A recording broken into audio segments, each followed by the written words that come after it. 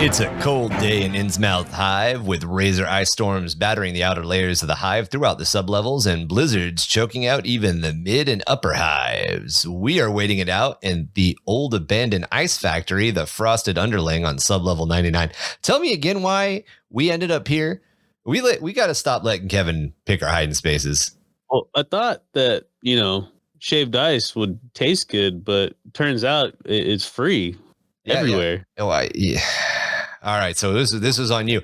Old Abandoned Asylum was on Kevin. Ice Factory's on Marky. I got it. This is... Yeah. I told Kevin about it. I just agreed because it was abandoned and, any place that doesn't have Inquisition, A+. It is no arbites for miles. This is 665.66 UHMR Chemrat Radio, your fuzzy grok skin blanket in a long, cold night. As always, I am your ravenous retro renegade Goblin King, and today I am joined by my continuous pain in my ass, Marky. Hey, what's going on, everybody? Back from assignment at Bexy's Flackenjack is Kevin, who has fallen in love with the ever-effervescent Summer Lovin'. Tell us, you two, how many hive mice are you planning to bring into the Underhive? Right now, I think it's just see what happens. 1 through 99. Summer is speechless. 80, 87? It could be one with 87 heads. It is the hive. If it doesn't have red hair, he's out. Oh, you want red hair? Oh, I want the red hair. Oh. That's the funniest story is the first time we hung out. There's this story we have in the Underhive about a maiden that has long flowing red hair and steals little rat kids. Rat children? She steals the children. Well, I forgot her name. Katrina. I just know she has long red hair. No. She looks like Katarina. Katarina, yeah. Female version of Kevin? Female version of Kevin. Wait, that's me. Floats around naked. You don't remember that story? I think I might have been... You don't remember Katarina? That was the servitor that found out she was a servitor and then became a sorceress. Yeah, it was of the Zinch story. Kevin wasn't here because Kevin was going to do his Paint It Red story. Yeah, that's right. Yeah, okay. That was the last minute. Yeah, I should go back. I'm still needing to catch up on a few. We were probably just talking a bunch of shit about you during the episode. You don't listen to us during the broadcast. I just say it to his face. We do that too, but it's more fun when they're not here to defend themselves. Yeah, like Senor Tom. Like Senor Tom. Like Senor Beast. Tom Lenap. So today, guys, you might notice that there's a little bit of difference in audio quality. This is our first remote broadcast. We're testing out our remote broadcast equipment setup. So bear with us. There might be a little bit of transition as we kind of audio balance everything and get back to our previous quality. But we definitely wanted to make sure that we still brought you an episode. Keep you guys entertained as you are painting or kit bashing or on those long drives. Today, we've decided to do a hobby cast. It's been a bit. We are going to finish up with our third lore episode on Aldari soon. We wanted to kind of get everybody back into the swing of things post Halloween spooky season by going over kit bashing and converting. Something that, okay. I was like, pause for effect. Oh no, I burped. I'm like, I'm not gonna burp on the mic. I'm gonna burp. I shit my pants. Over here. Hold on, I gotta go shit my pants. But you're dead? No, that was just a joke. that was just me messing around. Maybe your manufactorum got reassigned and now you have to box in from a second bunker. I was going to say, right. Ryan's now in prison. The Arbites got him. Yeah. And we are speaking to him how to break him out. That is the canon. They're smuggled into a box. Yeah, I'll just really slowly start revealing more fake airbrushed on tattoos of the whole prison worked into something intricate. And then when we get to season 2, everybody will be like, "You guys already broke out of prison. What the fuck is the point of prison break if you're just walking around? I don't understand." Yeah, you can be like, "I am digging my way out with a monomolecular spoon." Yeah. Oh my god, dude! Molecular spoon and butter knife. Yeah. So I listened to the Infinite and the Divine on the drive out here, and there were several times where monomolecular crap came up. The other thing that's great. Fingers. The other thing that's great is the book is told from Necron perspective. So the two characters are talking, and there's just these statements where they're like, "These backwater humans and their failed biological experiments, the Space Marines, with their shitty technology and awful armor that our weapons ignore. And I'm like, oh man, the Necrons have no chill. No. They have no chill. It's so funny. Look, and then they're getting their faces blown up. They very much gave them the Tomb King's flavor. Yeah. Like a cold kind of. Very cold, very callous, very imperialistic minded. Where like everything that's not Necron is basically inferior. Yeah. It's like the same view that the Eldar have. Which I mean is pretty much true, right? Like I mean, when you're basically the first race ever and you reach light speed before other races even like everything is inferior. Even like while they were primordial soup. Like I don't even think Earth had been formed when the Necrons were alive and thriving. Were thriving. Yeah. And so the war in heaven was ridiculous. Just like, oh, you're late to the party. Yeah. So like y'all been sleeping on me. Right. The Necrons were asleep for 65 million years. So, you know, when we look at the Earth now, we talk about it being 65, you know, the dinosaurs were around 65 million years ago. So the Necrons went to sleep when the dinosaurs were wandering Earth. Dude, and to think like orcs have been around for that long and just haven't taken over the entire universe. I mean, they're everywhere, but they are everywhere, but they're not organized. Well, that's true. And they were crumping each other. They crump each other. I think that's the thing about orcs is whenever they get to a certain size, they're destined to just somebody's gonna backstab somebody. Yeah. Is it deprecate? They're just gonna hurt themselves back into the Stone Age. A term for it in the biological world where like a population, when it reaches a sufficient size, will like self-regulate back down to a normal size. Yeah. Kind of like that when we were talking about Death, Love, and Robots, that little like refrigerator episode. Oh yeah, the ones where they're all inside the freezer. Yeah, and they're like super advanced, and then they nuke each other, and it's like Stone Age again. Yep, exactly. $5 horror. We do we use credits? That's what they use in Necromunda, right? Credits. Thrones. Oh, okay. Which are basically the same thing as credits. Yeah, but it depends on which author wrote the book. We could actually, okay, essentially, the imperial money system is weirdly fucked up. It's Europe pre-Euro. It's like in it's basically Europe during the transitional period where you could still use each individual money in their respective countries, and you could use euros, so things at double price. But it was like, because there was a period of time where they were phasing out all their individual money and unifying their economies into one euro-based transaction. So there's thrones, which are good everywhere, right? And then there's like each certain planets will have their own credit system. Gotcha. Kind of like a Bitcoin kind of thing. Like not everybody accepts it, but yeah, maybe it's more like, you know, each one has, and then there's some that don't even have money. Like they just they're backwater ass planets. Yeah, and they trade goats. There's literally planets that just trade goods. The actual currency of the Imperium is people. The tithe, like the way that the Empire like collects taxes is, hey, we need your people for war. The Imperium doesn't necessarily collect like money taxes from the government, from the local governments. Mm-hmm. They collect resources and manpower. Yep.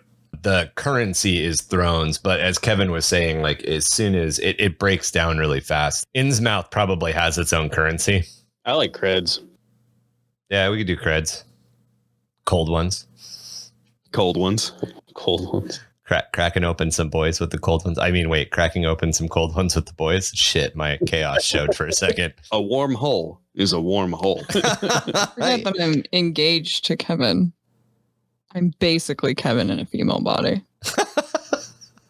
What's the thing that Luke hid in Star Wars? Tauntaun. I was like, the wonton? What is it? A little bit of water chestnut. I was like, I know it sounds like dude. Crispy. No, lukewarm. Lukewarm.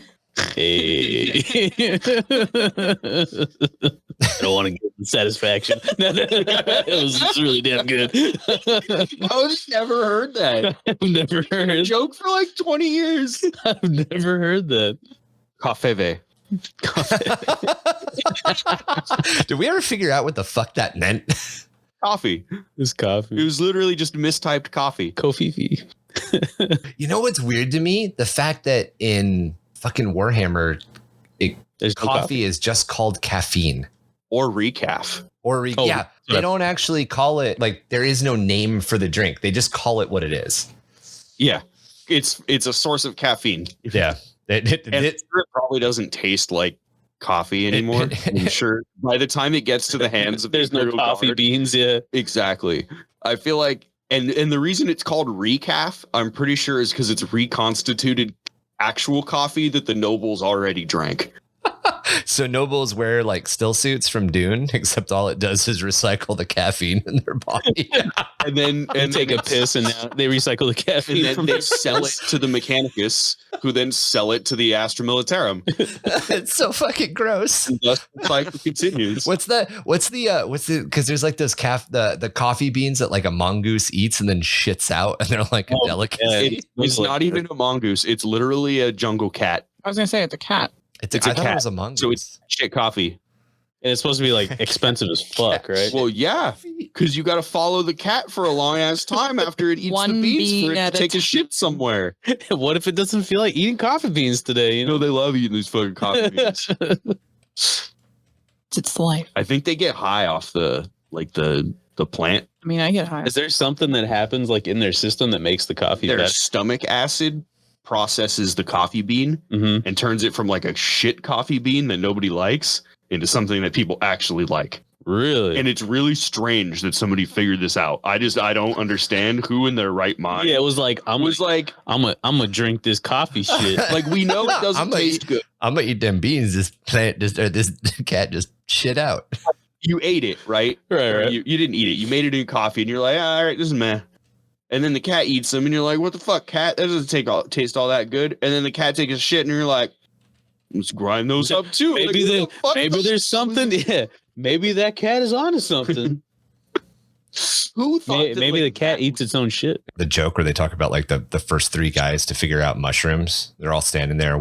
The first guy eats a mushroom and starts freaking out and seeing weird shit. The second guy eats a mushroom and dies. And the third guy's like, I don't know if I want to try this. I don't know if I want to eat this. I mean, there's another one. You roll it back even farther, and it's like cavemen just trying to figure out what's edible. And the one dude eats some leaves, and he's like, all right, well, it didn't taste good, but I didn't die.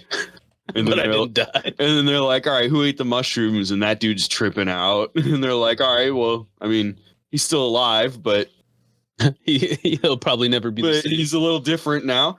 And then there's another guy, and they're like, wait, what happened to so-and-so? And they're like, all right, so that ate him because he didn't come back.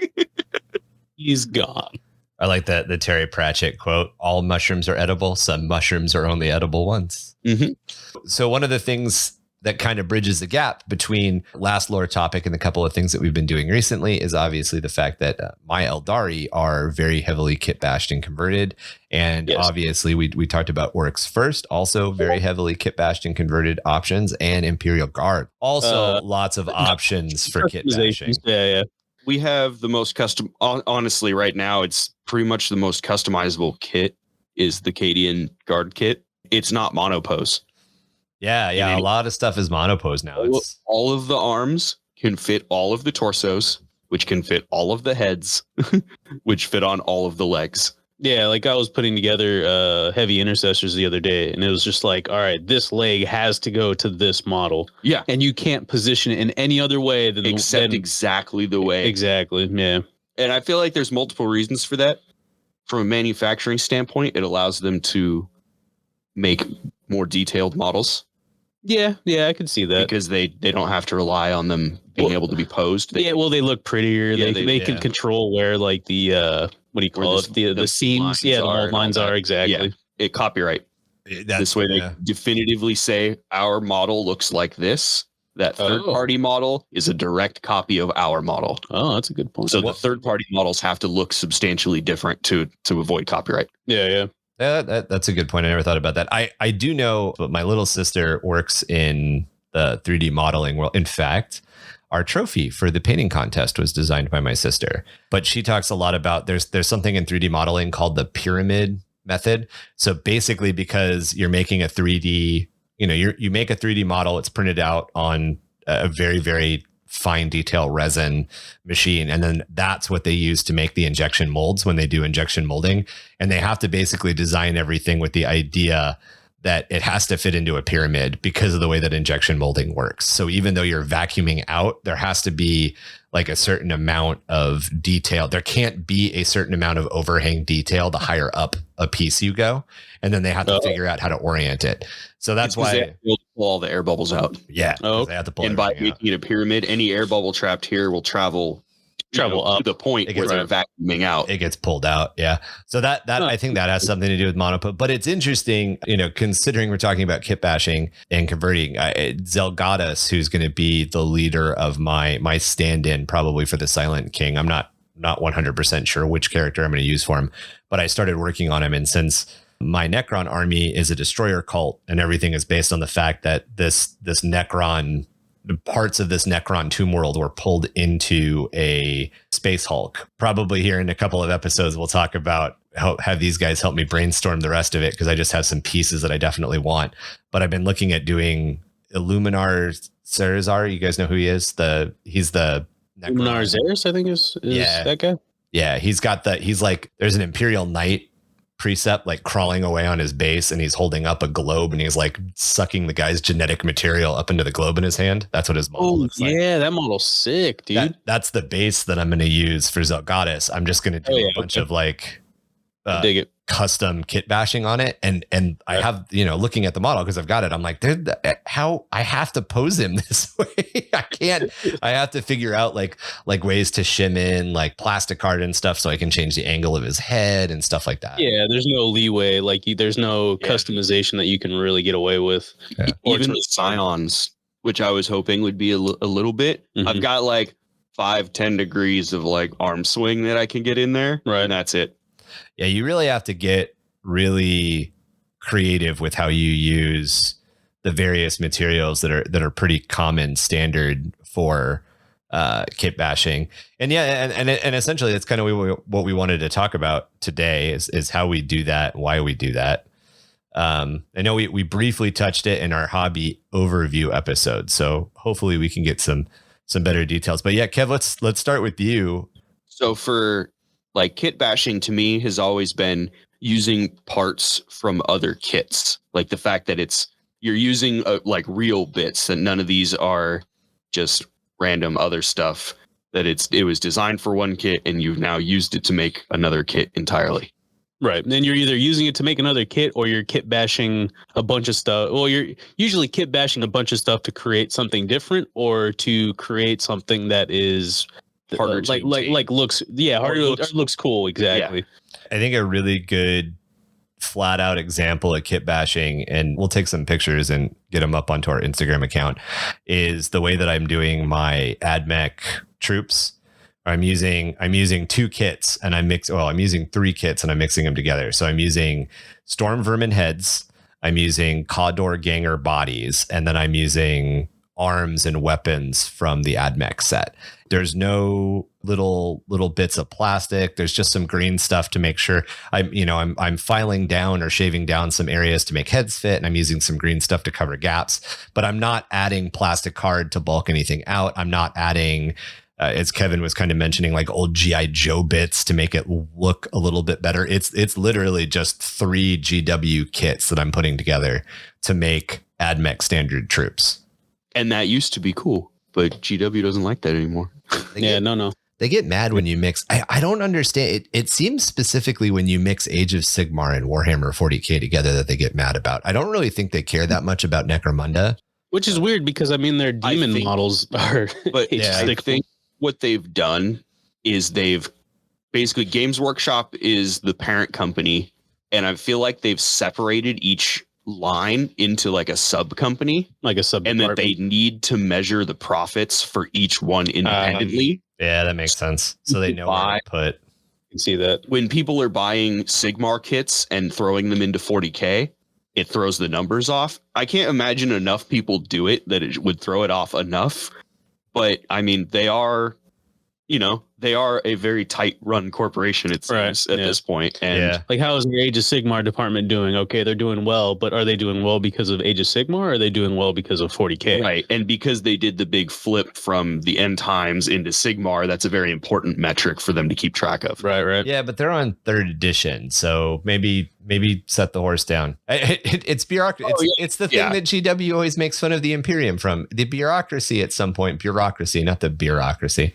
The bureaucracy is what I get involved in later on. I'll tell you about I'm sure some of them are definitely bureaucracies. But the bureaucracy is somebody at some point essentially said, hey, we need to keep these things separate, and no one knows why anymore. Yeah, Games Workshop does. It's funny that you said that, because I was thinking the same thing, that their company is so like long running, like everything they do is designed to run for the long game, and it's always really slow. Yeah, except their community. Except the community. One of the things that is interesting about that, I think you guys talked about it in your Hobby Talk episode way back in the day to do a little bit of a crossover with the show that we used to be involved with. You guys had talked about how, was it not the Forensian Wolves? They've got a set. Was it the Long Claws? There are a couple of units directly out of the Grey Knight Codex that don't have models at all. You have to convert if you want to field that. I think there's some Space Wolf models that are like that too. Yeah, did I say Grey Knights? I meant Space Wolves. Did I do the thing where I made up a new chapter? Yeah. The Grey Wolves. You guys are like, what the fuck are you talking about? Yeah, the Space Wolves. There's a couple of units in Space Wolves. I don't think that happens as much anymore. No, they've gotten better about it. They've gotten away from it, and they turned a lot of the units that were like super like niche and unique to legends. Yeah, they're legends now. It's like what they did to Guard. They took a bunch of the Forge World vehicles and were like, these aren't a thing anymore. Yeah. Speaking of Forge World models, the Forge World models that I'm trying to get my hands on for my Necron army are disgusting. Try not to date ourselves, but goodbye Steel Legion. Well, hopefully reining in different troop choices, because it looks like they're starting to roll some stuff out, which is super cool and super unique. Plus, if I remember correctly, at one point, the difference between Steel Legion and Krieg is you just paint them differently, right? The original Krieg model was a Steel Legion model painted up with, I think, a slight, little bits of shift or whatever. A little bit of green stuff to make the helmet look different or something. I don't remember exactly. It's been a long time since I saw the picture of the individual model itself. Yeah. But that's what they started out as Steel Legion. Right. And then it became really popular. And so then they made the Forge World line where they made, and that's when they started to give them their more unique aesthetic. And then I imagine we're probably just on the verge of seeing new Forge World stuff. That'd be my guess. I mean, Forge Worlds is now very heavily connected with Games Workshop. Yeah. So. I kind of wish it would just fully merge and it would stop the nonsense, because when I first got into the hobby, I was like, I don't even know what Forge World is. Like, I knew what it was, but I always knew it was out of my wallet. Yeah. Yeah. I'm not in my 30s yet. I can't afford that. I still can't afford that. The weird thing to me is I want to say like 7th edition, specifically in Southern California, they started carrying, or some of the shops started ordering Forge World stuff, and they'd have it in their glass case. So you could pick up like. Yeah, I remember hearing about that you get, if you found the right shop, you could find the Forge World stuff, but it was hard to find. And then trying to order it online was always a pain in the butt. And for England in the early 2000s meant like a 4-week delay. And that's another thing with kit bashing, and specifically talking about Forge World stuff. Sometimes kit bashing is just model cleanup. Or I guess the entry level to kit bashing is just model cleanup. Specifically with Forge World models, you get a lot of extra flashing. You can get a lot of air pockets because it's poured resin.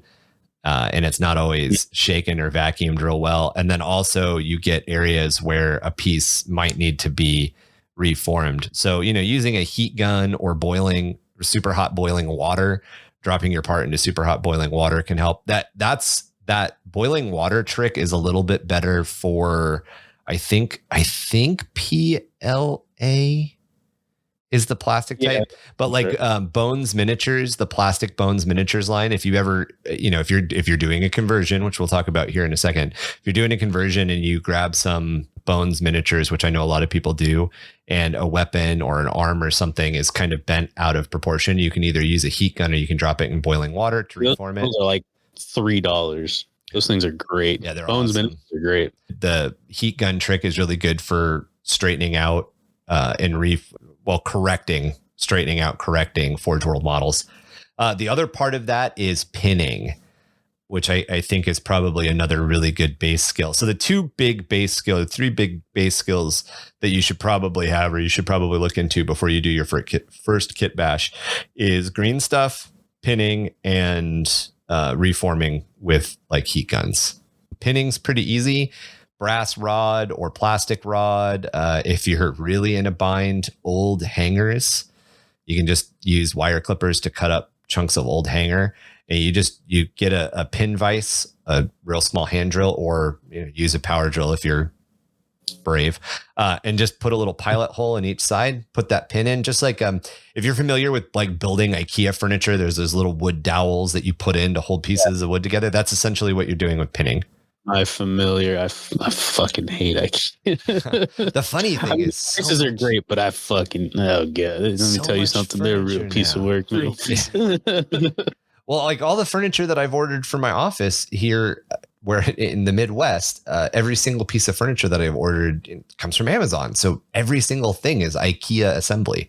It's not IKEA. It's some company. It might as well be the Chikea. Can we call it Chikea?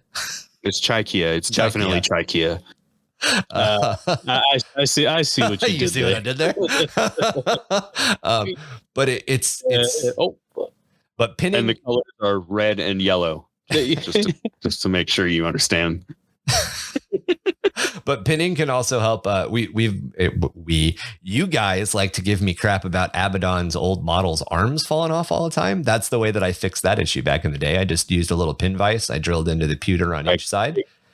Mm-hmm. Put brass rod in. His arm doesn't fall out anymore. You get better surface adhesion because you're actually maximizing your surface adhesion because you now have a pin that's going into each part, and you have a support that goes through. So a lot of the stuff that I do is pinned. I'll even pin not heavy, but low surface connection models to their bases. A good example would be the big T-Rex dudes. I can't remember their actual name that I'm using for the fire prisms. Those guys are pinned to their base because it's only 1 foot that's touching the base. So you've got, this entire model that's probably 4 inches long, but its entire base contact is 15 centimeters, or not centimeters, millimeters. Is very, very, very small surface area. So pinning something like that can help.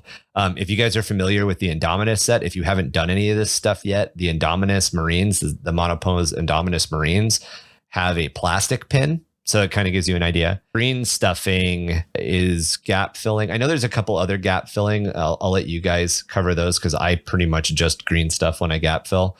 But green stuff is just a 2-part clay epoxy that hardens in 24 hours. Mix it together. It's blue and like super yellow green. You mix it together, it becomes like a forest green, and then you just push it into the different areas.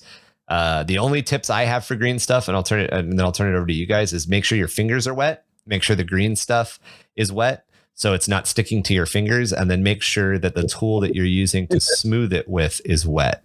The dry side of green stuff is what's going to stick. So there's kind of there's a very quick learning curve there, and you can always just mix up a little tiny bit of green stuff and start messing with it. I use rubber tipped tools to kind of smooth and pattern build, but I know a lot of people use like hard dental tools or carving, clay carving stuff. What do you guys have anything to mix on or to add on that stuff?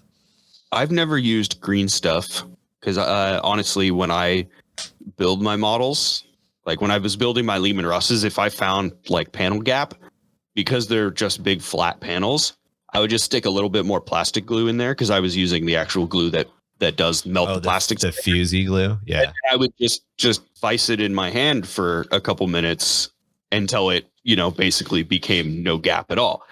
And then that's how I solved that issue. Rubber bands help with that too, especially vehicles, wrapping rubber bands around vehicles. Yeah, rubber bands around the vehicles. I did that with an old B-17 model that I built. It was too big to do the boil and water trick, and I didn't realize that a hairdryer would be the same as a heat gun. So I basically took the whole big fuselage of the thing and just wrap rubber bands around it because I needed to hold the thing together because it was bananing.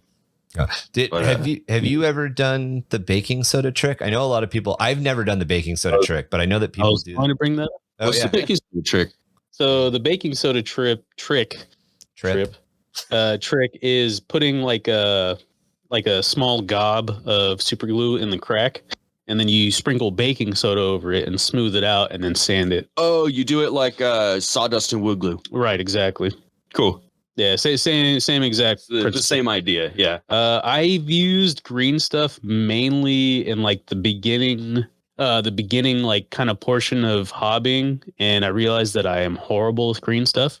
And so I switched to something called Vallejo plastic putty, which is kind of like a cream, almost a cream that hardens up. And that is, I have not looked back since. But if I was going to sculpt, green stuff is definitely where it's at. But I suck at sculpting, so I just kind of avoid it now.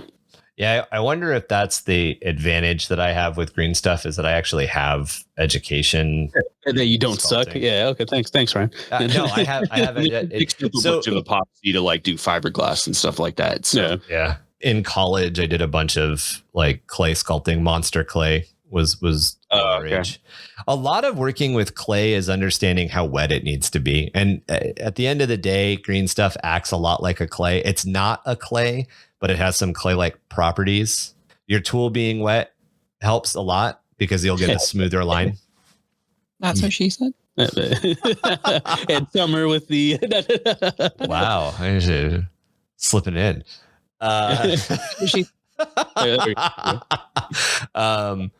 So yeah, green stuff's interesting. What was that? So I said pinning, green stuff, heat tools cleaning up flashing and using heat tools and all that. Anything else on kit bashing?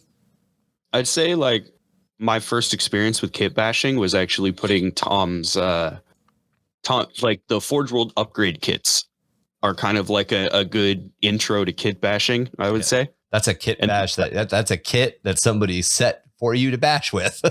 Exactly. That's like the my first kit bash, and it actually was my first. So Tom had a battle suit, and he had the Forge World upgrade kit. It was the Tom started putting battle suits together. So which one? It was the Arvarna. Yeah, the Arvarna. Yeah. And so I had, and it's basically just extra. It's a different set of weapons, and then some like extra chest and head. It's like a different front chest and a different headpiece or something like that. So I basically had to build the normal battle suit, and then at a certain point you switch. And to start putting in the Forge World pieces instead. And that's a Riptide, right? No, I mean, it's essentially a Riptide, but it's got different. I think it has a different torso, head, and like arms. And that comes in the Forge World kit. So I think it started. Oh, okay, I got you. I don't remember which battle suit it started as, but it ended up as the Arvarna. I think I have an Arvarna. It's just in a box. Yeah. If I'm pretty sure it's not a Storm Surge. I'm pretty sure it's a Riptide. I don't remember what it is. I guess it's been a while. Could be. I'm pretty sure it's a Riptide. The other one for Imperial Guard players, the one that a lot of people do is they do the Octoblade. So you know how I have my Baneblade where I can pull the top off of it? Right.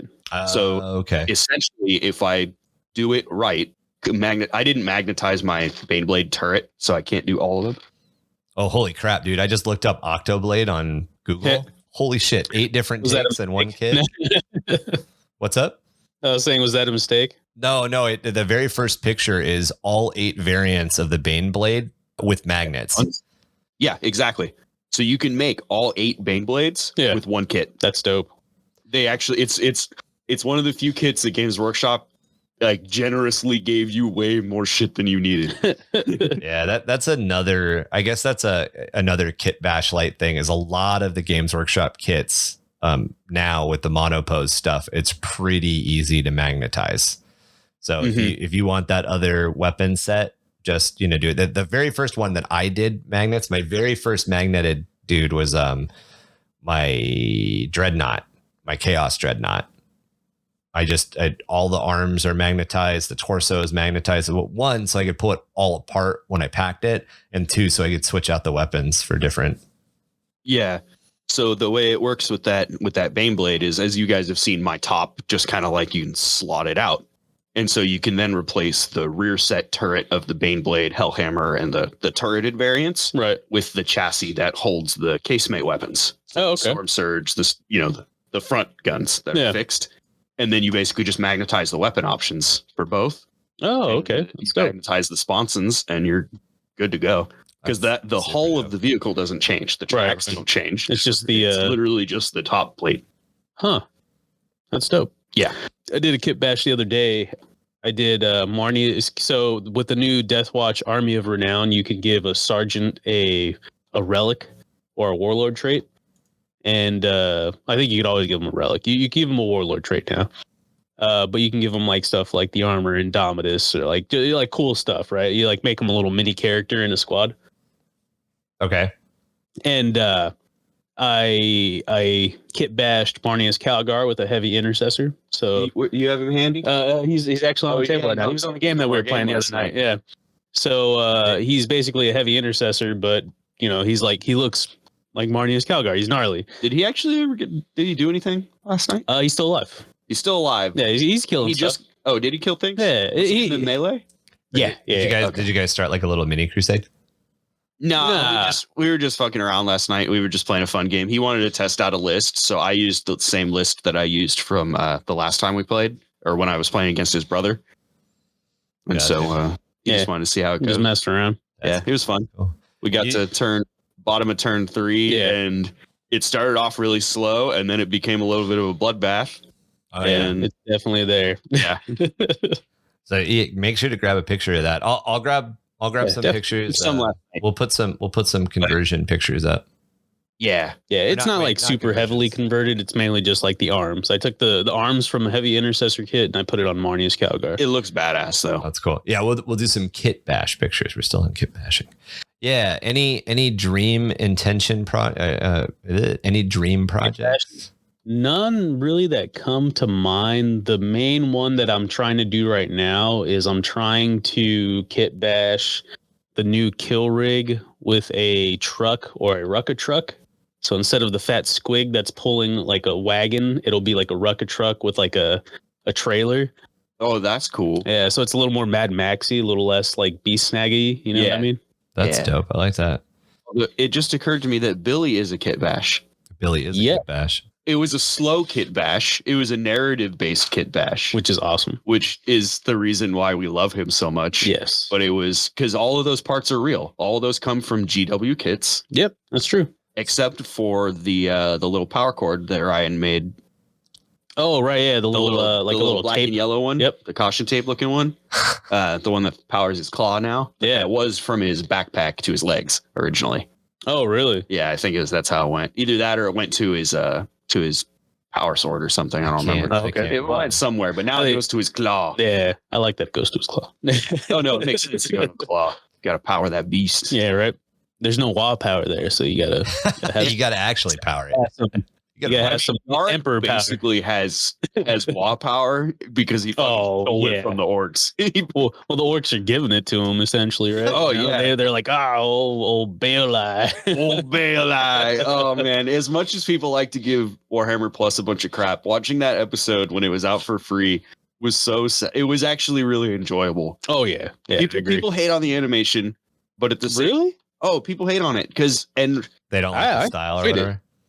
I enjoyed it. I'm not saying I didn't. Right. But if you go back and watch it from a technical perspective instead of I just want to enjoy this perspective, right, you can see that there's basically only one thing moving on screen at a time. Oh, that would annoy them. It seemed like low budget kind of thing. It seems very low budget, but at the same time, I liked it. It was I enjoyed this. It was very nostalgic style, and it kind of reminded me of Samurai Jack. Exactly. Yeah. Maybe that's why I didn't bug it. Yeah, we have the nostalgia, and I think they did it on purpose. Right. But there are people who don't have that nostalgia who watched it and are just like, Jack is back. What's going on here? That's one of the things that actually irritates me about anime is like some characters are talking and like nothing, like birds are flying in the background. That's the only part of the frame that's animated, and it's not It's not that it's not when it happens. If it happens in a scene, like, cool, whatever. There's two people talking and like the dress might be flowing and the birds go by and they have like a 30-second exchange and then it moves to a different scene. Fine.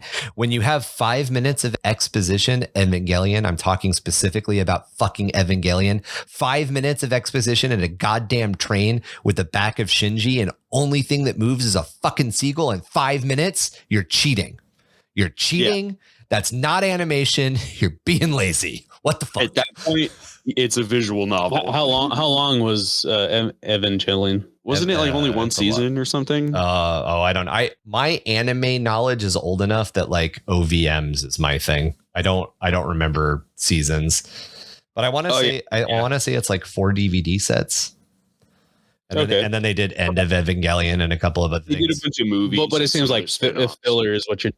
Certain anime in general is pretty guilty of this at certain times, and they go low budget every now and then, and because they're drawing it from a comic book essentially, right, and because they don't know what to animate because the frame is two people talking sitting down, and it's just like a paragraph from each of them, right, and so then the animator literally just draws them sitting down and animates the mouth talking for the whole thing. Rather than like instead of like giving like little mannerisms, giving mannerisms, life and body to language to flesh it out, they just go cheap and basically just copy the cell, animate the vocals, and then move on and just go cheap. It's like you said, being lazy. Yeah. So in serialized animation, like weekly release or bi-weekly release animation style stuff, like Saturday morning cartoons, anime, what's Adult Swim style stuff. There's two different forms of animation that are used. You have keyframe animating, which is done by the artists in the main studio. And then you have, I can't remember that. As soon as I started talking, the other word left out.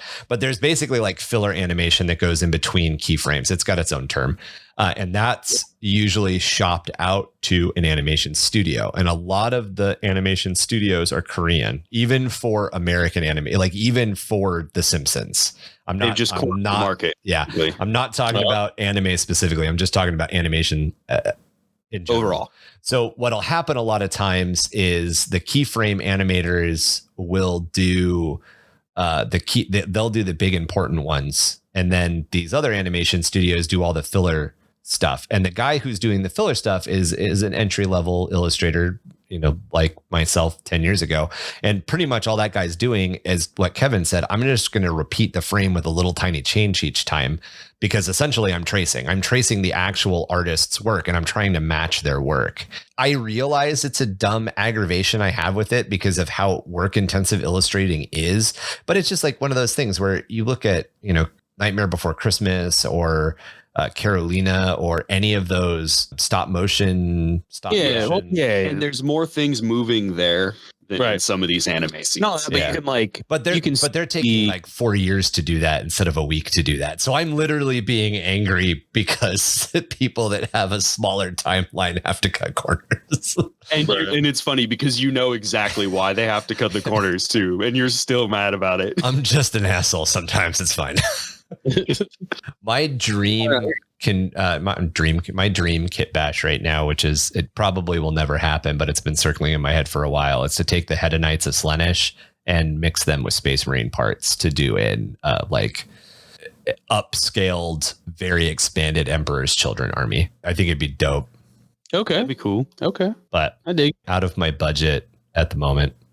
What would we consider, like, if you 3D, or if you got like a third party head, or like a third party, use third party bits instead of would that still be like a kit bash, or would that be a conversion? I think I put those as conversions. So if you buy like the Fire Giant is one that a lot of people like to do for the big boss in mecha armor for orcs. They'll buy the Fire Giant from Bones and they'll use that as a base for their big knob. Their big boss and power armor. That's a conversion. So you're starting off with something and then you're using GW parts to convert it into a Warhammer model. Yeah. I think that's where to draw the line. I think it gets a little muddy when you're just like, I really want all of my Space Marines to have samurai helmets. So I'm going to 3D print samurai helmets, and 90% of the body is GW and you're just adding a 3D part. Maybe that's a kit bash. I always consider head swaps kind of their own thing. Yeah. Because it's, especially for guard, like that's one of the things that guard players do quite frequently because it's the easiest way to make your regiment look different. Right. Like if I bought, 120 Cadians and then I'm like, but I want them to be Vostroyans, the easiest way to go about it would print a bunch of Cossack heads or buy a bunch of Cossack heads off eBay from somebody, right, and just slap a bunch of heads with big old tall bearskin hats on top. Now they're Vostroyans. Yeah. Right. Like who's going to tell me the difference? Yeah, and you just paint their armor red. Yeah, and paint not Cadian green. Yeah, don't paint it Cadian green. You want to make them Talarns. Right. You get some desert fighter heads from I think Victoria or one of the third party guys makes little I think wrapped head.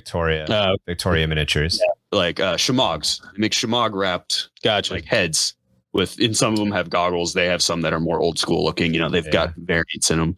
So then you do that. And then there you go. Now you've got Talarn. There's a lot of, they have like Civil War looking ones to make more. Yeah, because weren't we talking about this a while back when you were showing me your codex and like they have like all these different. There's so many.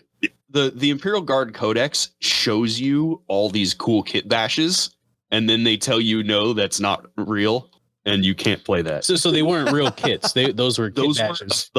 Or they're old one-off medals. They had a lot of old one-off like collectible metal guard back in the day. But then they still put them in the codex to be like, look at these cool regiments. Yeah, check this cool thing out you can't have. Yeah, it's turban. Turban is the word you were looking for. The head wrap that has the. They have both. They have like Sikh looking turbans, and then they've got that thing that goes over the mouth. They have Shamog full head wrap. Okay, got you. There is a third party out there that I want to say is called either Victorian or Victoria Miniatures, and they've got some cool stuff. Another thing that I like that company does is they've got bits for converting guardsmen into females. That's a problem specifically with the Eldar line and the Guard line. Lorically, in both cases, as far as talking about conversions, there is just as many women in their militaries as there are men. But if you look at the model line specifically for Imperial Guard, there's like 2 female sculpts in the entire line, and they're heroes. They're both characters. Yeah. So it's a little weird. The Catachans used to have very famously the Vasquez model.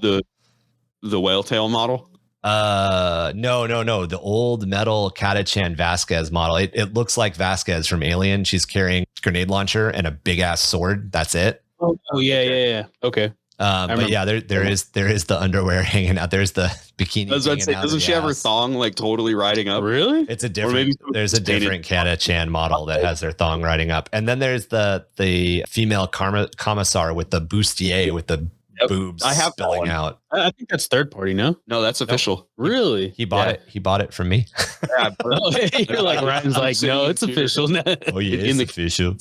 Dude, that's dope. It's one of the original metal commissars. Dude, that new commissar they came out with, there was a book on her. Yeah, the one with she has like the breastplate, but it's it's like a big shield. Yeah, it's a big shield. Dude, that thing is like sick. Breastplate, and she's tall. Yeah, dude, that commissar is dope. She's cool. I kind of want to read the book, right?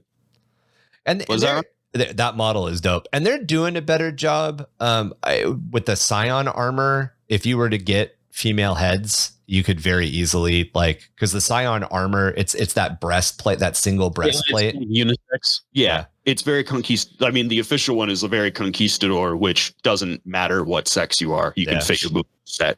Yeah. The new Cadian kit does come with Cadian heads. And as we've seen in Starship Troopers, once you put on a very Cadian style armor, it doesn't really matter if you're male or female. You pretty much look the same.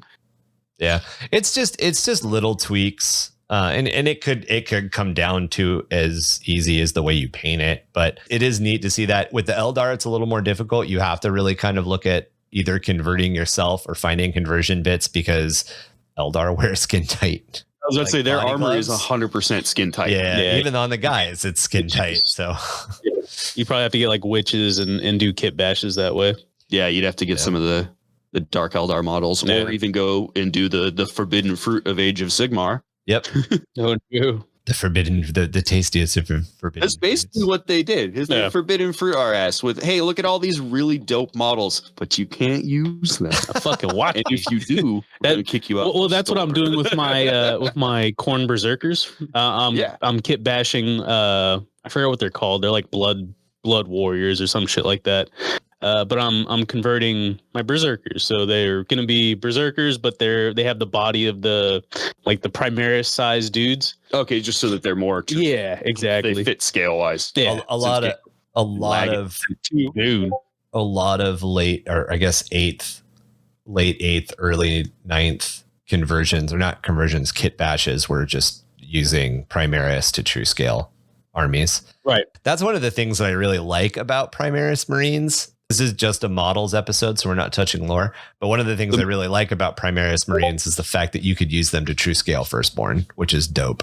Yes. It's always been the dream. You wonder if they're going to true scale guard and what that means. Maybe even smaller. Trying to be bigger, Kevin? They get smaller. No, the men should be smaller. They get smaller. The men should be smaller, and the somebody actually did the a Lehman Russ ratio. Yeah. The Lehman Russ isn't even squared. Lehman Russ isn't a perfect ratio. Its sideways ratio and its vertical ratio are two different conversion factors from the real scale. If you really look true and top heavy is because they're not scaled in a grab the corner and drag it down way. Right. They did top and sideways individually. Huh. Yeah. What were you saying, Ryan? So that's one of the interesting things specifically about the vehicles. So Warhammer is heroic scale. It's not true scale. And heroic scale means that the heads are a little bit bigger. The shoulders are usually a little bit bigger, and then the waists are smaller. It's very much to push that pulp action art style. Yeah. And the vehicles are 100% heroic scale. Because if you were to make the vehicles big enough to fit, if you were to make a Lehman Russ big enough to put 20 guys in it, it'd be twice the size or 3 times the size it is. Vehicles in Warhammer are nowhere near as big as they should be. But, we're not trying to play on a 12 by 12 table. So, Oh yeah, I mean, you look at I'd be down. You look at an impulsor. Kevin, you played against one. There's supposed to be five or 6 models that are supposed to fit in that. You see how it's like a pickup truck. You could fit 3 Primaris Marines. Maybe, and they would be shoulder to shoulder. They would be arm in arm, they'd be nut to butt. It would look like a circle jerk. Yeah, exactly. Yeah, you'd have to get out of this thing after it moves. You have to increase all the vehicles by 25% or whatever. Accelerating really fast, and you fall out the back of it. You back up and brake, and everybody tumbles. Yeah, pretty much, yeah.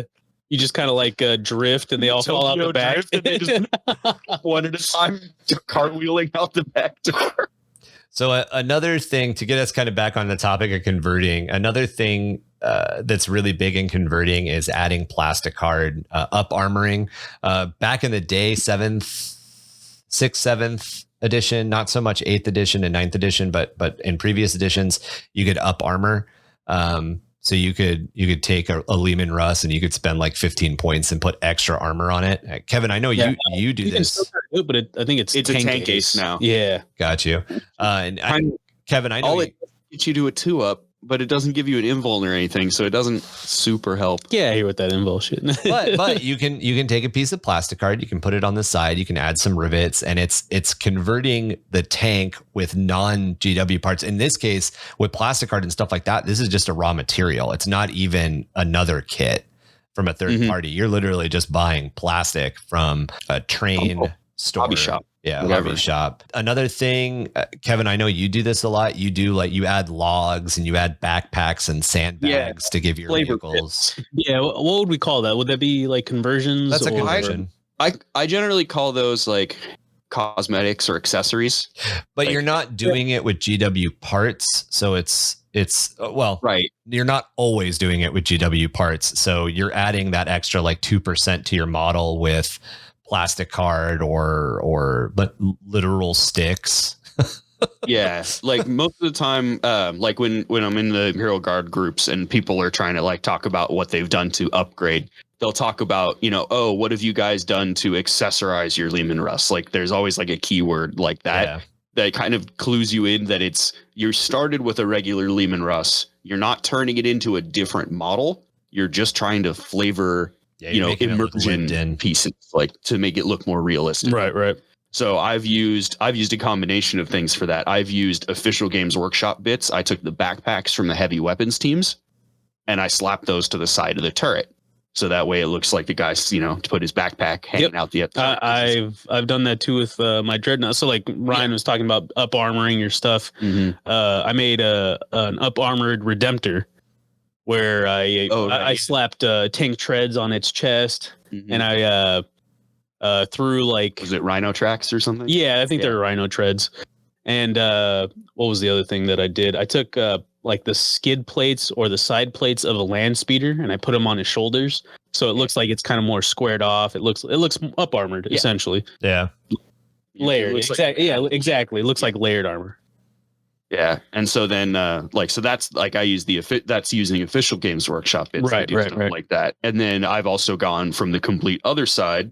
I guess there's kind of three ways you get stuff from the store, and I've gotten like ropes, little tiny like scale rope, and I use that to tie down other things. Or chain. If you buy like jewelry chains, sometimes you can do that too. Use jewelry chains. People use that to make like Black Templars and Berserkers and stuff. They chain the weapons onto the guys. Yeah. And so that's a popular use. Or chains, hanging off of vehicles. That's a thing that just happens sometimes. And then the third route is you actually find stuff in nature, which is I think is good for basing. Yeah. Oh yeah. Like, you guys have seen my Sentinel where it's stepping on what looks like a rock. It's actually a piece of bark that I painted to look like a rock. Hell yeah. That it wouldn't be super heavy. When I was younger in my Warhammer career, I was a purist and I used real rock, and some of those models like I pick up and I'm like, Jesus, what is wrong with me? This model's like fucking 10 pounds. Exactly. So there's that. And then I did, combining with the ropes that I picked up, I painted them with Ironbreaker to give them like a steel cable kind of look. Mm-hmm. Oh, and then I ripped up sticks that I had found in my backyard and cut to length to be two identical lengths. And then I, essentially steel cabled them onto the back of my Lehman Russ. Yeah, it looks sick. I love that, honestly. Yeah, it came out really good. I was really happy with the way it came out. And it's because, sometimes you just need to put a log in there to get it out of the mud. And those are like light conversions. A heavier conversion would be buying a miniature from a different company or even flat out a toy and then adding GW parts to it until it's more GW parts than original toy. Right. And then the other side of that is, and I'm going to use orcs as an example. I really don't like the mecha knobs. So I use normal knobs, and then I just use a crap ton of plastic card and plastic tubing to build power armor on top of them.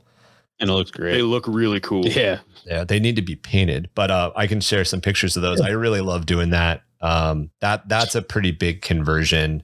So I think what I like about that is they all look a little different too. Yeah, they exactly. all look handmade. When you go into that level of conversion, none of them are going to be identical unless you use like molds and stuff to make parts or something. Right. Yeah. So they're all going to have a little bit of unique flavor. You can pose them exactly the way you want. You can give them like a nice unit cohesive pose or something. I got into this weird thing as I was building them where I was like, all right, the knob that built this was trying to emulate Primaris power armor. Okay, great. This knob was trying to emulate Isaac's armor from Dead Space. All right, cool. This guy was trying to emulate the power armor from Halo. I did all of these like iconic armors, but just an orc was building it with spare parts. That's cool. Yeah. That's cool. Are you going to paint them like that? I'm not. They'll be uniform. They'll be uniform paint jobs. That'll be the like unifying part. It's funny because that came up on the Discord this week with knights. Do you paint them uniform or not? And I like doing the independent flavoring in details, but I like the army looking like it's one army. Yeah, cohesive. Yeah. I always imagine knights should have been done kind of the way Death Watch are done. Where there's like one arm that shared, yeah. They have a heraldry, and that is some kind. Yeah. So like their pauldron, just like in Death Watch, the one pauldron stays their original chapter. It would be that's their heraldry for their person. Yeah, and then the rest is uniform. The house. that's where my head is I'm developing House Crastus, but I want to specifically say I really like the idea and the arguments that Tom Chabala made for doing independent knights, because like it makes sense as far as like medieval knights went. They were mercenaries that just got dragged together to fight with one another.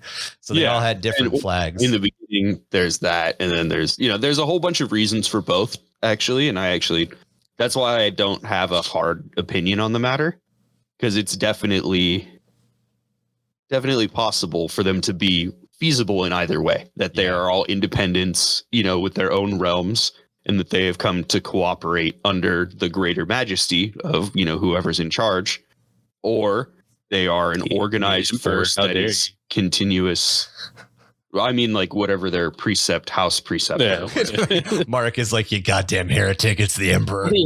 Fucking emperor. Because if you go back to the way, feudal societal structures, the knights were beholden to their lords, who were beholden to their lords. Right. But amongst themselves, they weren't necessarily on the same team. On the same team when the boss ahead of them said, okay, we have an objective. Okay, we're on the same team. Because they're always trying to backstab each other to inherit titles and all kinds of nonsense. Because you're normally like the third or fourth son of a lord, or the bastard son of a lord, and you don't have any access to any titles. So, but and a lot of times too, like at the end of the day, these dudes weren't painting their armor. Their armor was steel. It was their flags that were different. It was their horses that were different. It was their weapons that were different. Tabards, they would paint their shields. They would feather in their helmet, and it would be their house colors. Yeah. But in general, like all those dudes over there are from Eastern Europe, so their armor is kind of black because there's more iron in it. And all of these dudes are from Western Europe, so their armor's more silver because there's less raw iron in it. There's more nickel and stuff in it. Yeah. So you got regional separate. But anyway, I like both. Like what you're saying, I like both ideas. It's just how I'm planning on doing it. Anyway. Yeah. I wanted to bring it back to the whole toy thing with my monster truck. Yeah. Say let's do some last minute conversion wrap up. I was gonna say that would be a conversion, right? Oh yeah, your monster truck. Yeah, I would call that like a total conversion. Right. Yeah. Because it's more like you started with something that wasn't even close to Warhammer. Wasn't even a wargaming product in any way, shape, or form. Actually scaled pretty well. That's actually that'll actually segue really well into proxying. But yeah, I would consider that a conversion. But a lot of people would argue it's a proxy. And we'll talk about that. No, I agree. So basically what happened was my son, he likes monster trucks, and he had a Gravedigger, and I was watching him play with it, and I was like, that monster truck would make a really cool orc truck. Well, let me see what I can do with it. So I bought my son another one, and I took the one he was playing with. And I just slapped a bunch of orcs all over it, a bunch of orc iconography, and turned it into either like a battle wagon or a kill tank or whatever I need, which makes it seem more like a proxy than a kit bash. But it's probably like maybe 80% toy and like 20% like bits. Yeah, and what's cool is over time you can add more to it. Right. It more. Right. I think if I were to put a conversion to it, kit bashes are 90% Games Workshop stuff. I'll accept 3D printed parts or little extras on still being a kit bash. I think a conversion is like 55% is Games Workshop stuff, like the core might be, or even, and I've heard people tell me that my Age of Sigmar and Eldar tank things are technically conversions because it's two different product lines. And then I would say that a proxy is more like only 10% or 20% is Games Workshop. Yeah, is maybe the original model. Yeah, yours would be more along proxy lines. I think for his, like more conversion. I feel like for his, it's more conversion for a very specific reason that we'll get into with proxies in a second. But sorry, Mark, go ahead. Because orc is orc. Yeah, I mean, orcs are since the beginning of Warhammer time. Orcs are kit bash. Yeah, a lot. They I think in like the 3rd edition codex, they would show like people making trucks out of plastic card, like things like that. where it's like, oh, okay, well, this is a conversion. They didn't call it a proxy. They didn't call it a kit bash. They called it a conversion. And it was, I feel like it's pretty borderline proxy, just because it's not the super exact size. It doesn't have a base. It's not, I can slap the weapons on it if there is weapons on it. But I mean, it's definitely borderline there, but it looks awesome. And that's the whole point. Rule of cool. Yeah, it looks dope as shit. And you just added that big ass cannon to it. So I'm pretty sure at this point, you're probably closer to the 30 to 40%. Oh yeah. Slapped all the speakers on it too. Yep. Yeah. And as more goes on it becomes less of a straight up like proxy and more of a conversion. Great model to segue with. Model.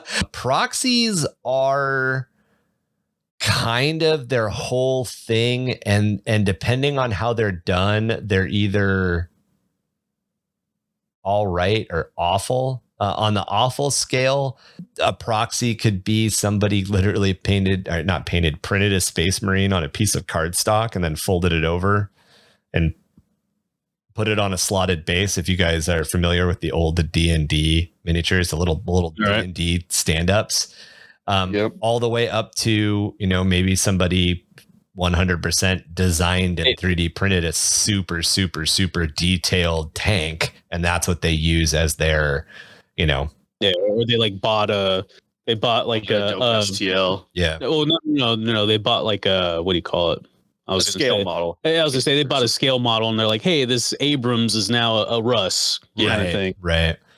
And which is why my monster truck kind of falls along that proxy line. Usually if you look at a table and something doesn't fit with the aesthetic, even if it's painted right, it doesn't fit with the overall aesthetic of either the person's army or with Warhammer in general, it's a proxy. That line's getting muddier as more STL, resin 3D printing and specialty resin products come out.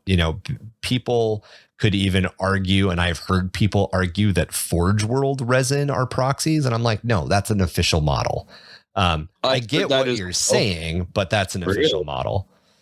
They view as any model that doesn't come directly from GW official sources. Yeah.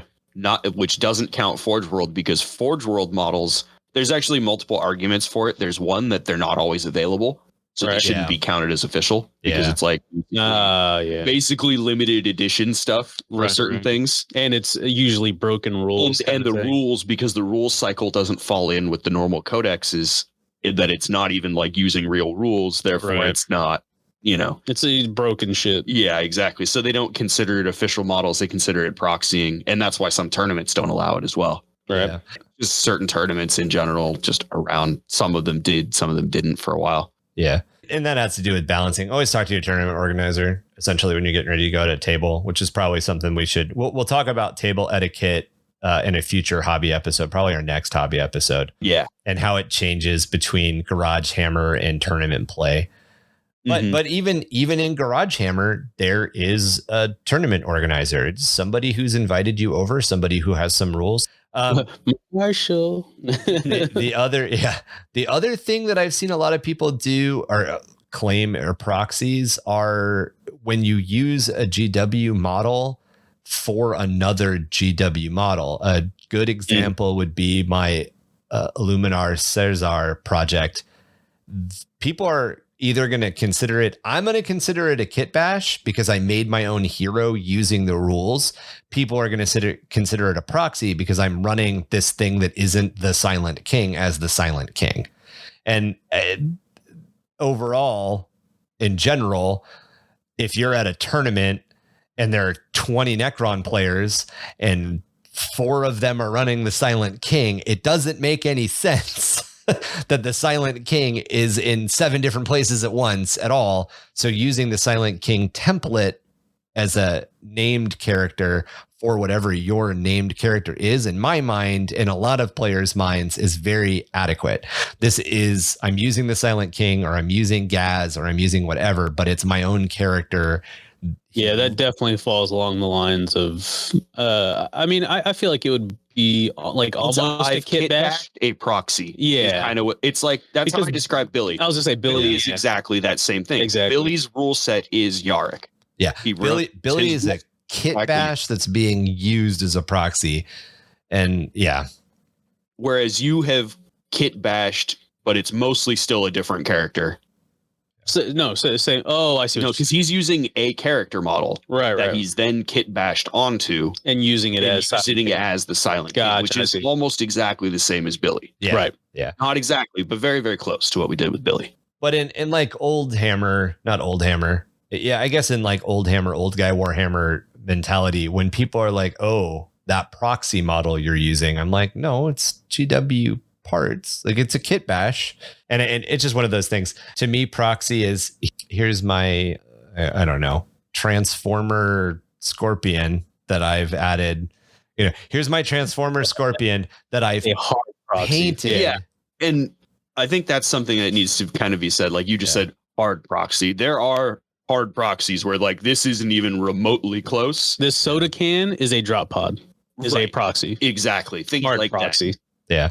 And you can usually a proxy is easy to tell because it does not look anything like anything else on a hard proxy, because it doesn't look like anything else on the table. It's the soft proxy kit bash where a lot of people will argue. Right. They kind of all overlap a little bit. There's a little, it's a bit of a Venn diagram going on. Yeah. Because I'm going to say like, okay, hey, these assault intercessors that have chain swords and bolt pistols are intercessors. They have bolt rifles. That is a proxy. And that's soft. It's like from one end of the spectrum is WYSIWYG.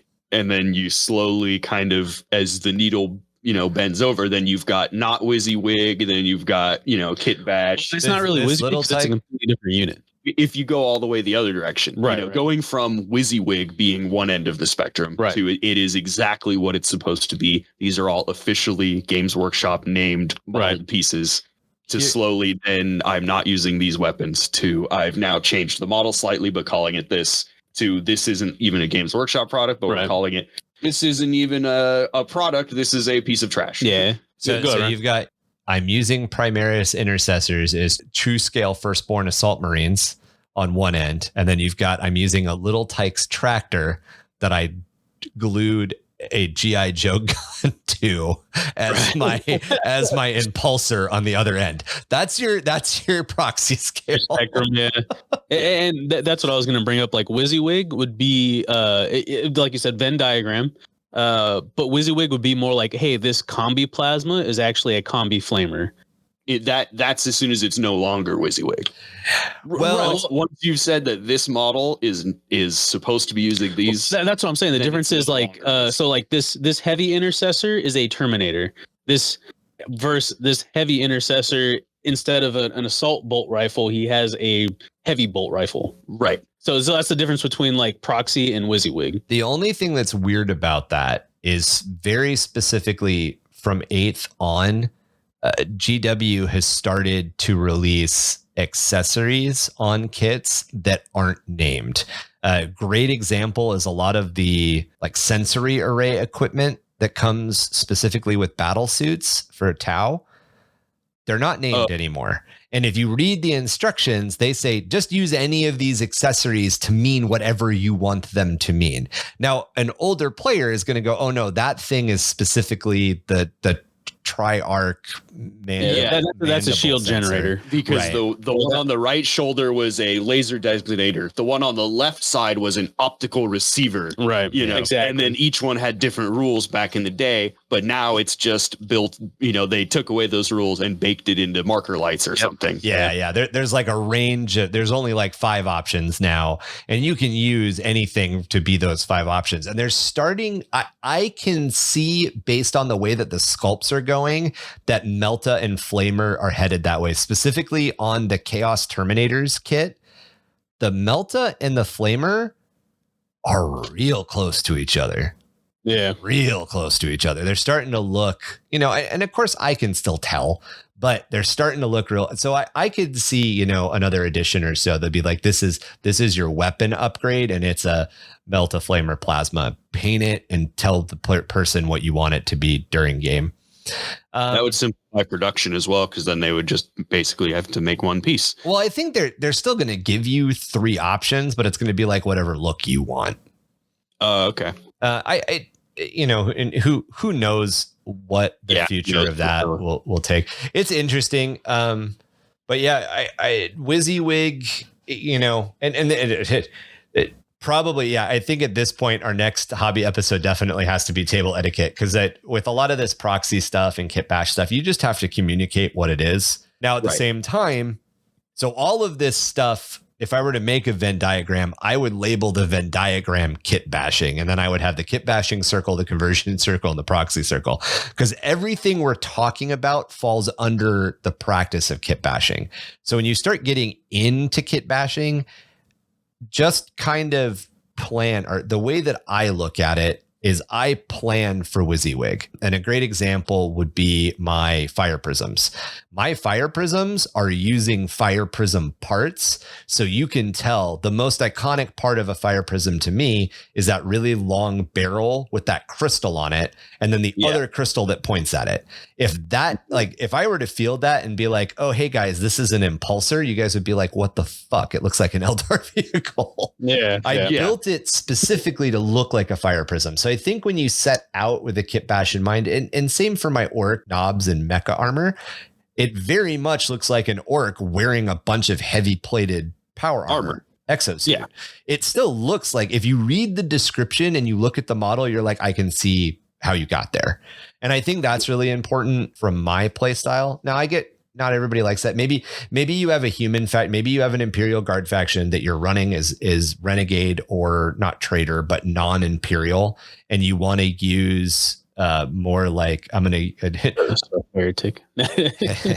Well, so here's an example. I'm gonna jump to another property. A lot of people get irritated that the prequels in Star Wars went to all of this like really sleek looking designs for ships, but the original is all these clunky designs. So Warhammer has a lot of clunky designs. It's a lot of very heavy, clunky things. So say you wanted to have a more like Naboo style Imperial Guard faction, and you wanted to go for all these sleek vehicles and all of that, as long as you maintain, make your demolishers and your punishers short, make your main battle cannons long, just stick within confines, even as you're using, say, if you wanted to use Infinity Line troopers because the humans have much more form-fitting costumes, or if you wanted to do some like super high sci-fi concept vehicles, just make sure that you're kind of looking at your end product. And if you're doing a Lehman Russ, probably don't make it look like, I don't know, a tower, a rocket ship, make it look like a tracked vehicle. So. Yeah. That's that, like with and it's kind of like the same when you go to find like a 3D printed proxy to use. Like I use the 3D printed Tarlox Primes. They look like light armored vehicles. Right. They look like if you were to categorize what it is and what the model you're substituting, your visual intuition should be able to be like, that looks like a light transport. Right. Yeah. Therefore, it doesn't come across as strange to be using it as whatever you're calling it. The main thing is like you said, it's a light armored transport. So you're like, okay, that thing's like tough 6. Right. Yeah, you should be able to. That thing's like, that thing has 2 Gatling guns on it, so I'm assuming that's a Punisher. Like exactly, like shit like that. Yeah. Like when I decided to start using demolisher cannons, I took the long barrel out of my Lehman Russ. Now it's the stumpy barrel. Right. You can clearly see that barrel is half the length and a little bit thicker around because of the way the ball. It's got a little bit more girth. It's a little girthier, a little more thump gun as opposed to battle cannon, and you can clearly tell the difference. You made it a chode. It's cool. Yeah. So yeah, as long as it goes boom in the end. I never said that. I did. Well, let's talk about maybe some of our proxy, or I guess some of our conversions, kit bashes that we were passionate about. We can start with you, Ryan. I know you got a lot. No, you brought it up. You can start with you. I'll start with me. All right. Probably, man. I mean, I have a couple. I know we all have a couple. You've got multiple armies, so for you, I guess pick one out of each one. Oh, yeah. Okay, I like that. Thank you, Kevin. Thank you. So out of the Gene Stealer cult, I gotta say that my kit bash / Print bash. My print bash. Yeah, it would probably have to be Ripley. That's what I thought it was Ripley. But the Patriarch is a very close second in that army. The Alien Queen. That thing is fucking cool. But I just love Ripley. Yeah, like I can't. She just came out great. So I used Sergeant Ripper from the Catachan line. I took her torso out. I used her arms and her legs, and I just used Ripley's torso and head. But actually, I used the Mage's arm. I guess it's a little bit different. But yeah, it's I was pretty happy with that kit bash. Probably one of my favorites. Out of my Space Marines, it's got to be my Up Armored Redemptor with my purified Xenotech plasma incinerator. That thing is dope. That thing is pretty sweet. Let's see. What are orcs? Yeah, probably Squiggy is probably my favorite proxy. He's not a whole thing without talking about Squiggy, right? Yeah, forget because he looks like an official model, right? Yeah, so he's definitely a proxy. He's not a kit bash. He's not a conversion. He's got GW parts on him, so he's a little bit of a kit bash, but he's definitely a proxy. He started as a proxy. Yeah, he's almost like he's 90%. I want to say 3D printed. He's got GW terrain on his back. Yeah. Which is basically the same as how Games Workshop would have printed it. Yeah, right. Yeah, no joke. Like if you put that in a game store in a case, right, and people walked into the store, they'd be like, "I want to buy this." Yeah, I want to buy that. And somebody would have to be like, "Sorry, that's not real." Like, and people wouldn't know until they ask. You're like, "Do my eyes deceive me? I see it right there." No, that's not real. Yeah, I think that's all. I guess I got my World Eaters, which is future my Karn the Betrayer. He will be Spawn, and I already know I love him very much. You've also got your Guts conversion. Oh, dude, yeah, the Guts. I have a lot of conversions all over the place, and honestly, Guts is a dope kit bash. Mm-hmm. So obviously Billy is probably my number one, numero uno, El Billy. El Billy. El Bill. But and I mean, it was just so cool that we did it over time. That we would play with him, he would do something cool, or he'd get owned in some spectacular way. Something would happen, and then we'd be like, "Oh, let's change the model now." Yep. It was very, very interactive experience, and I enjoyed. Yeah, because he originally started out as a regular guardsman. He was a sergeant. He was a sergeant, right? He was a sergeant. Sergeant in a squad, and then he's seen a bunch of shit. He lost his legs. He lost his eye. He lost his arm. Oh yeah, he got wrecked a bunch of times. He lost his lasgun. He either accomplished an objective in some way, or he did something awesome, or he killed Gaz. Yeah, he killed Gaz twice, I think. Yeah. Oh yeah. Yeah, twice he killed Gaz. He killed a bunch of Death Watch one game. That was a training sim. It was a training exercise, but he's careful now. Simulated killed a bunch of Death Watch. You did all right. Yeah. You did all right. He left some paint marks on there. Yeah. On some chips. Some chips in the paint, But for a Huey, that's respect. Yeah, he does okay. And then he got that Death Watch Shotty Bolter. Yep. That was cool. And then from there, he got upgraded again. And he got the full treatment with the claw after he killed Gaz for the final time. The Black Claw. The Black Claw. Yeah, he's been really fun to build. Other than that, I haven't done all that much like heavy kit bashing or conversion. It's mostly little bits on the vehicles. Cosmetic stuff. Yeah, little cosmetic ones on multiple vehicles. So it's like I've got them on all my vehicles, have little bits here and there. So it's kind of an army-wide kind of upgrade project. Cool. I dig it. Yeah, I think that's kind of where I am too. I think in my case, it's easier to list the things I haven't converted. None of my Necrons are converted yet. And I haven't converted anything in my Black Legion yet. Pretty much every other army I have is heavily converted. Heavily converted. I think probably my favorite are going to be my AdMech soldiers. Yeah. Can't wait for that. I really like my Ratty Boys. I think my cavalry. I really like my am I saying that right? Cavalry? Cavalry. Yeah. My cavalry guys are pretty cool. My rats with their 6-shooters. I really like them. My next favorite from my Eldar would be my fire prisms on the dinosaurs is pretty cool. I like those a lot. Yeah, my favorites. But pretty much all of my dinosaur stuff in my Eldar army, I like quite a bit. For my orcs, I'm really proud of my ground up scratch build. That's the word that we didn't really cover. Scratch building is that converting thing where you think about it like, are you making brownies from scratch or are you making brownies from a box? If you're making them, if you're making your model from scratch, you're scratch building. So right. Which I don't think I have any scratch built things.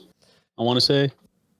No, Billy. Because that's like heavy plastic card sculpting. Because like Billy is still all bits. None of that is like had to be fabricated by anything. Right. None of it was like I had to custom print a leg to fit in here or anything like that. Right. I think that's it for me. I could probably talk for an entire episode just about my conversions, but you guys will get it. You guys will get it dribbled out instead. Yeah.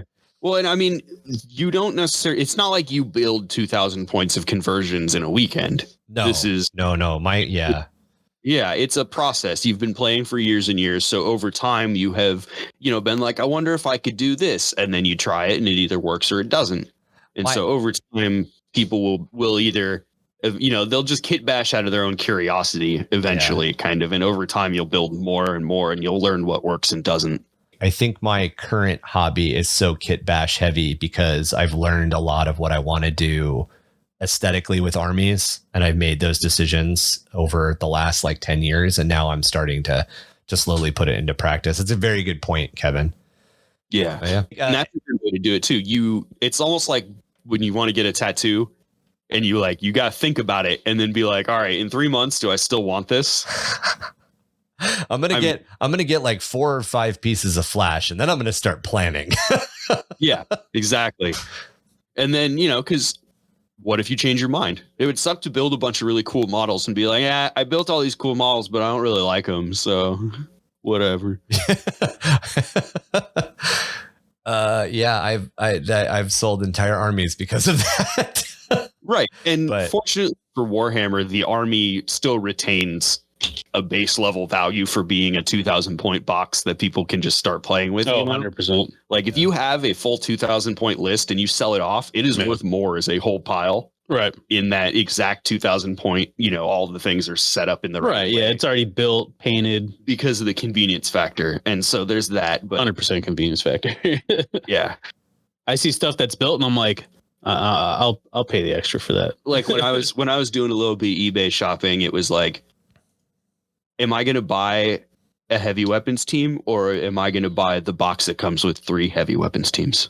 Yeah. Well, and I'll just buy the one with 3 so that I can just do it all at once. If you're on eBay, you can also eBay rescue.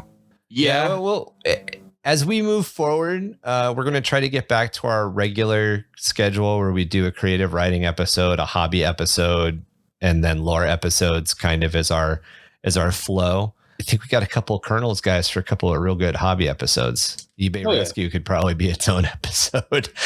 We'll need Beast here because Beast is definitely an eBay rescue guy. He is the eBay rescue champion. Yeah. So I think that pretty much wraps it up. What's everybody doing hobby wise? I'll start because I'm super, super fast. My hobby update is I moved to Iowa. And I am setting up my hobby space right now.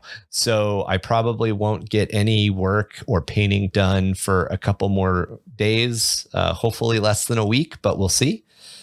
How about you, Kev? What are you working on hobby wise? I've got the same. I've got a squad of men and a Russ that still need to be assembled and painted. I have the Steel Legion that still need to be painted, but I'm about to be in the same boat as you where fortunately, I have just gotten my own place to live. Awesome. Congrats.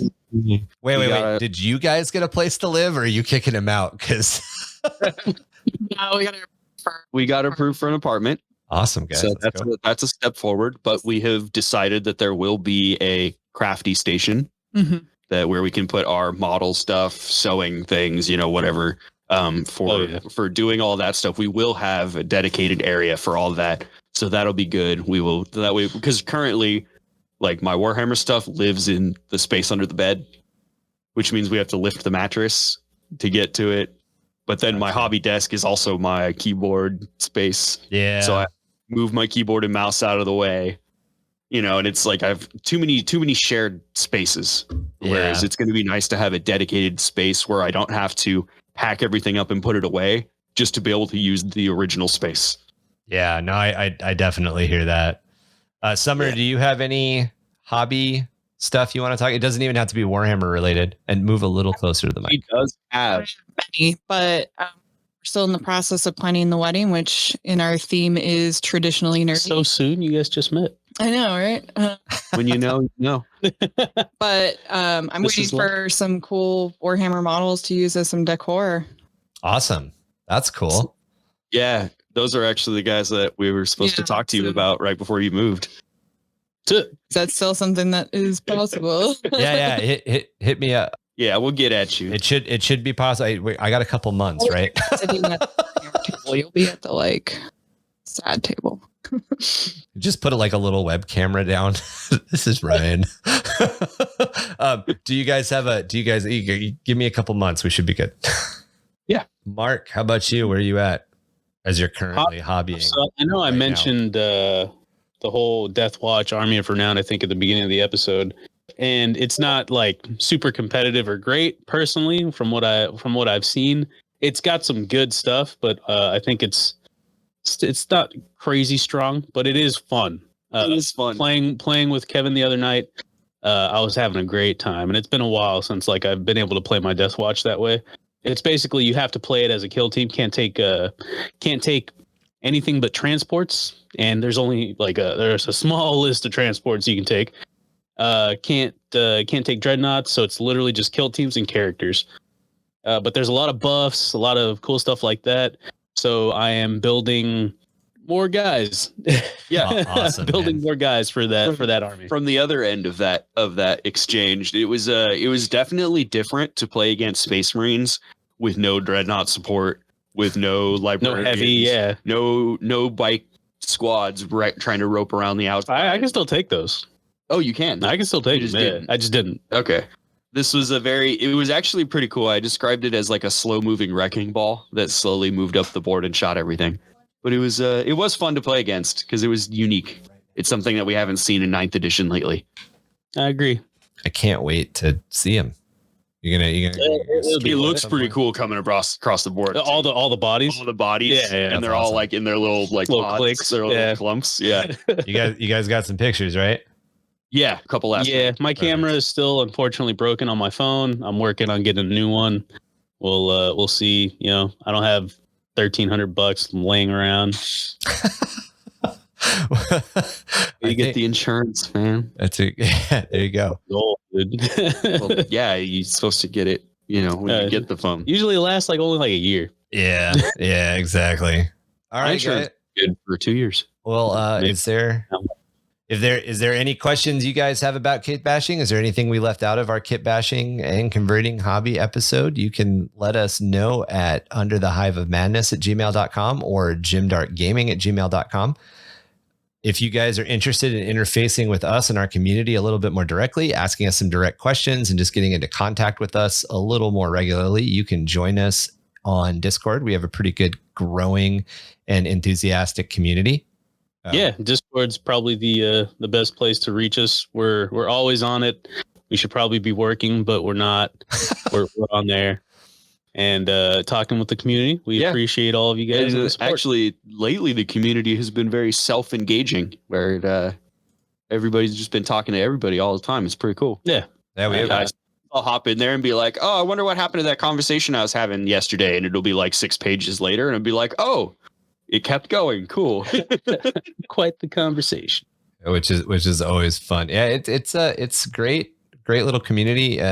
You guys can also help us through that community write some of our Hive lore, which we release either in lore episodes, or on our little plugs at the beginning and the end. The other thing that you guys can do, interface with us either through email or through Discord, is you can send us your lore. We have a monthly segment called Tales of the Hive, where we do some listener based lore. Probably not monthly, but we have a segment called Tales from the Hive that we try to do about once a month or once every other month where we read some listener lore. Whenever we receive it. Yeah. When we get a good chunk of it and we got a nice spot to slot it in. Yeah, exactly. Giggity. If you guys want to support us a little bit more directly, you can head over to patreon.com/underthehiveofmadness and join one of our tiers. You get some extra benefits on Discord. You get some extra benefits as far as being able to help us with the direction that the podcast is going. And we are currently working on getting artwork and stuff out to you guys. I would like to apologize. I'm a little bit behind the 8 ball because of the move, but I do have those PDFs ready. I just need to upload them so you guys can order objective markers if you want. We are looking at reformatting how we deal with Twitch. We're not 100% sure what that's going to look like yet, but we are entertaining the idea of Saturday Twitch days. So join us on Discord or find us on Facebook, any of the various social media, Instagram, wherever you find us, and we will try to share that information out widely as soon as we have a better idea, a better handle of how it's going to work. If you guys want to catch us on the wilds of the internet, use our link tree, which is linktree/underthehive. As always, I have put all the spellings and direct links to everything I just talked about in the show notes. That's been all from us here at 665.66 UHMR Chemrat Radio. We hope you guys are cozying up against a couple of campfires or maybe just burning some of that plastcrete to stay warm throughout the duration of this storm. I don't know about you guys, but I'm going to go find a couple of groxes to just cuddle up with. I'm upset. I didn't get a snow cone. I didn't know this place shut down. Hey, you got that shovel, Kevin? We can Why just would you want a snow cone? just I want a snow cone, dude. Just go outside. just What is scrape that? some of Flavor? the ice off the pipes. The yellow snow. The pipe? Yeah, It has yeah. flavor. Just use Kevin's Flavor. e-tool and scrape some of the That's true. The coolant pipes have moisture. We could keep up a I snow heard- cone. I heard Antifreeze coolant is and antifreeze tastes real good. Yeah. Don't drink antifreeze, guys. No. Disclaimer. As always, if you see a 4-armed emperor drinking antifreeze or coolant, run the other way. It's going to grow more arms. That's it from us tonight. We will catch you guys next time. Same rat station, but not necessarily same ratty place. Yeah, boy. Later.